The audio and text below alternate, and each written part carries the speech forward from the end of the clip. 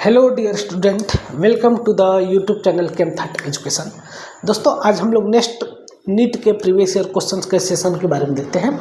आज का हमारा पहला क्वेश्चन दिया गया है यहाँ पर कि इन लुकास टेस्ट कहते ही हमारे दिमाग में आ जाना चाहिए कि इस केस में हमें ROH को ZnCl2 और HCl के प्रेजेंस में हमें कन्वर्ट करना होगा। इसको किसके अंदर?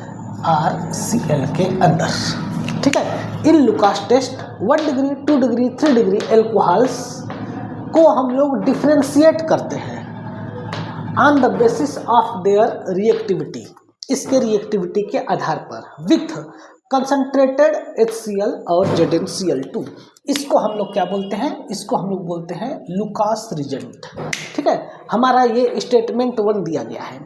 इसमें बोला गया है कि इस टेस्ट के अंतर्गत हम लोग 1 डिग्री 2 डिग्री और 3 डिग्री एल्कोहल को डिफ्रेंशिएट करते हैं। ठीक है।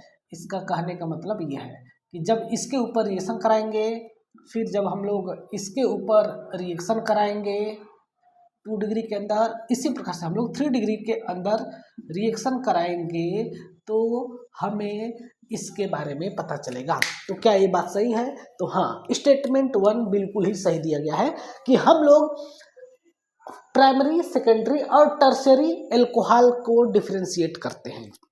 और यहाँ पर हम आपको बता दूं, जब तीनों के साथ हम लोग रिएक्शन कराते हैं तो हमें क्या होता है? हमें इमीडिएट टर्बिडिट मतलब कि एक टर्बिड प्रेसिपिटेट प्राप्त होता है। 1 डिग्री एल्कोहल जो एल्काइल हाइलाइड में बदलता है वो आपको लेता है लगभग 30 मिनट के आसपास।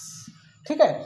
2 डिग्री एल्कोहल इस चीज़ को बनाने में लेता है लगभग 15 मिनट के आसपास का समय लेता है।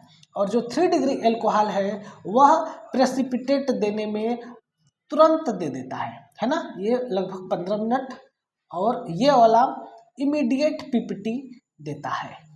आया समझ में? ये इसका इमीडिएट पीपीटी यहाँ पर ये प्राप्त होता है। किसके द्वारा? 3 डिग्री एल्कोहल के साथ जब हम लोग लुकास टेस्ट कराते हैं तब। ये आपका स्टेटमेंट 1 दिया गया है। स्टेटमेंट 2 दिया गया है कि 1 degree alcohol are most reactive and immediately produced turbidity. इसमें स्टेटमेंट 2 में दिया गया है कि 1 डिग्री एल्कोहल सबसे ज़्यादा रिएक्टिव होता है और इमीडिएट प्रेसिपिटेट देता है। तो ये वाला ऑप्शन क्या हो जाएगा? ये स्टेटमेंट आपका गलत हो जाएगा, क्योंकि हमने यहाँ पर देखा कि 1 डिग्री एल्कोहल आपका 30 मिनट लेता है, 2 डिग्री एल्कोहल 15 मिनट और 3 डिग्री एल्कोहल इमीडिएट प्रेसिपिटेट देता है। अर्थात इस केस में अगर हम लोग देखें, इसके बारे में अगर हम लोग बात करेंगे, तब स्टेटमेंट 1 तो सही है लेकिन स्टेटमेंट 2 क्या है? गलत है ना? ये वाला ऑप्शन, सी वाला ऑप्शन इस केस में हो जाता है। इसके पीछे कारण क्या है कि इस केस में जो रिएक्शन इंटरमीडिएट है वो बनता है आपका कार्बोकैटायन, है ना? वो क्या बनता है?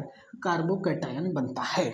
तो जब ये कार्बोकैटायन बन रहा है तब इस केस में 1 डिग्री कार्बोकैटायन कम स्टेबल होता है, 2 डिग्री कार्बोकैटायन ज़्यादा स्टेबल होता है और 3 डिग्री कार्बोकैटायन सबसे ज़्यादा स्टेबल होता है। तो जो कार्बोकैटायन ज़्यादा स्टेबल होगा वह प्रेसिपिटेट भी बहुत जल्दी देगा।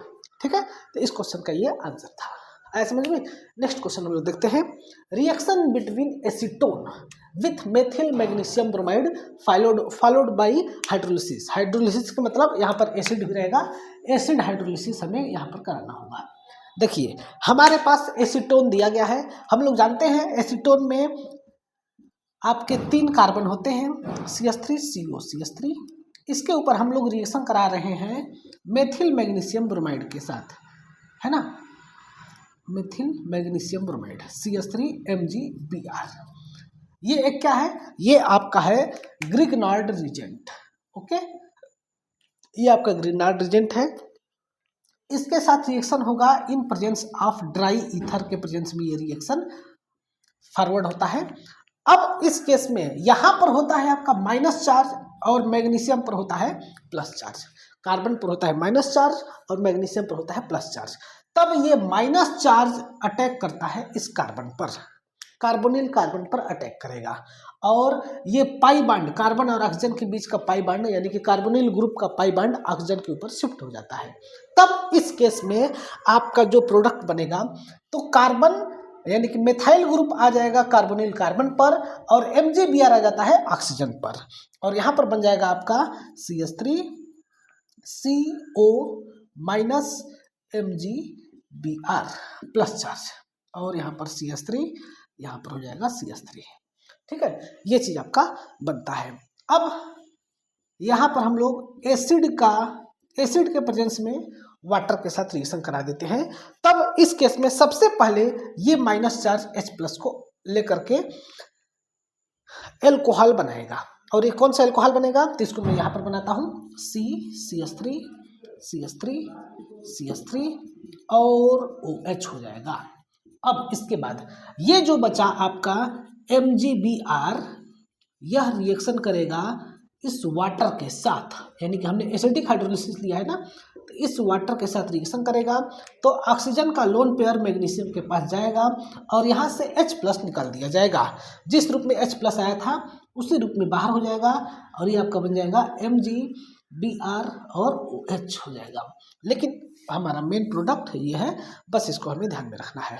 तब ऑप्शन में क्या दिया है, isopropyl, secondary butyl, tertiary butyl और आइसोब्यूटिल। तो ये आपका क्या है, आपका टर्सरी ब्यूटिल एल्कोहल है। कौन सा एल्कोहल है, टर्सरी ब्यूटाइल और एल्कोहल, आए समझ में। तब इसका कौन सा ऑप्शन हो जाएगा, इस क्वेश्चन का सी वाला ऑप्शन हो जाएगा। ये दोनों क्वेश्चन नीट का PYQ है, हमने लिखना भूल गया था क्या, हाँ नीट कब आया था ये हम लिखना भूल गए हैं, अगले सेशन बता देंगे। ठीक है, तो ये आपका ये बहुत ही छोटा सा क्वेश्चंस थे जिसके बारे में आज हम लोगों ने देख लिया। अगले नेक्स्ट वीडियो में हम लोग नेक्स्ट कुछ और क्वेश्चंस के बारे में देखेंगे।